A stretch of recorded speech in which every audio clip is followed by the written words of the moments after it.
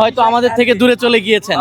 হয়তো তিনি আমাদের থেকে চলে গিয়েছেন, কিন্তু আমরা হয়তো তার জন্য হতে পারে আমাদের বাংলাদেশের যে কালচার, আমরা হয়তো একদিন দুই দিন তার জন্য একটু মন খারাপ করে তারপর আমরা যার যার ঘরে হয়তো আবার চলে যাব, ভুলে যাব। কিন্তু আমরা ইতিহাস থেকে আমরা এই শিক্ষা যদি আমরা না নিতে পারি যে আমরা যে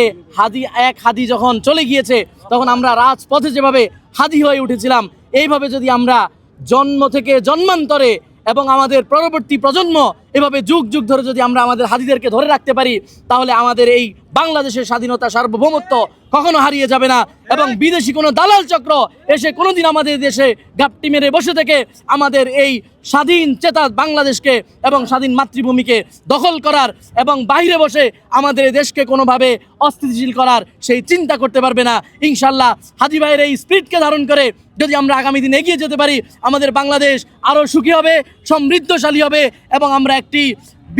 বিশ্বমঞ্চে আমরা বাংলাদেশকে একটি ইনসাফমূলক বাংলাদেশকে আমরা দেখতে পাবো ইনশাআল্লাহ।